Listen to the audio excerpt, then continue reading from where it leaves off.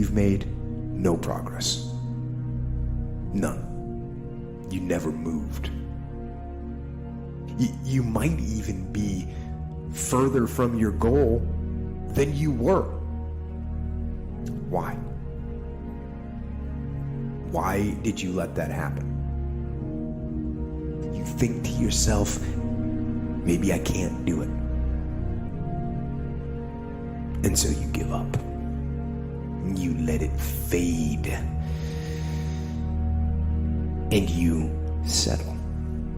You settle for mediocrity. You settle for average. You settle for, oh well. But no. Don't do that. Man, life's short. Go harder than you did last year. Whatever you thought you did, it wasn't enough. Go harder and find a way to enjoy it. That's when you mastered the game. Every problem that we have can be looked at two ways. We can look at it as a difficulty to get rid of, or we can look at it as a message from our true selves. Any problem comes along not in order to make our lives miserable, but actually in order to make our life less miserable. And the suffering that it imposes is an attempt to wake us up. Nobody in life is flawless. Nobody is perfect. It's impossible. You can try to be as perfect as you want, but ultimately you're going to come across mistakes. Right. You're going to come across flaws. And I think the real perfection is in perfecting your imperfection.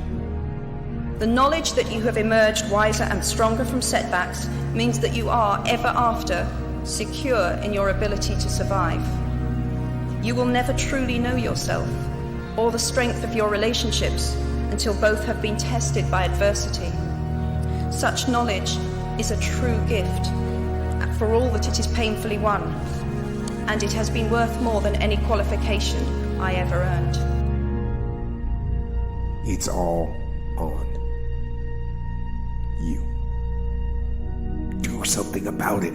Every day, do something that moves you toward that goal, that keeps the goal alive and in sight and in focus. However small or insignificant that step might seem, take it. Do it. Do that little piece. Make it happen. Because that goal isn't going to achieve itself.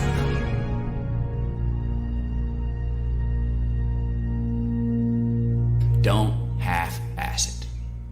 Don't half-ass it. I mean, think about it. If you're gonna do something, if you've chosen to do something, whatever it is, easy, hard, if you give it your all and you don't half-ass it, win, lose, draw, get what you want, don't get what you want, whatever the outcome is, if you don't half-ass it, at least you're not gonna have to wonder, oh, would the outcome have been different? What if I did give it my all? And boy, wondering that is what keeps us up at night. I think that the number one thing is you have to have a very clear vision, a very clear goal of where you want to go, because only then you will get there. You can have the best airplane or the best ship in the world, but if the captain doesn't know where to go, he will just drift around. If the pilot does not know where to go, he will just drift around with his plane. So I think the key thing is that we know where we're going. Don't listen to the naysayers, because there's always people out there that will tell you that you will not be able to do that, forget it, it's a stupid dream that you have, or a crazy vision, and those. Don't listen to the naysayers. If you find your passion, you're going to have this tremendous energy. It's sustainable energy. But momentum requires you always do the next thing to keep the momentum going. And the reason you get yourself in a passionate place is so that you change your life, and the only thing that changes your life is making a decision.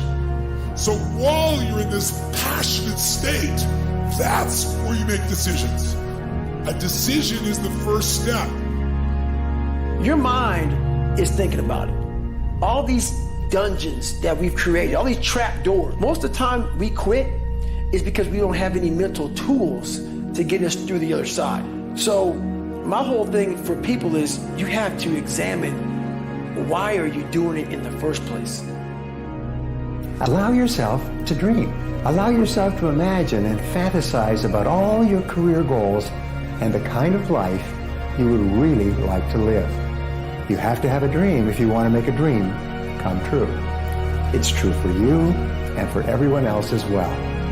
So imagine that you have no limitations on what you can be or have or do in life. You have no limits.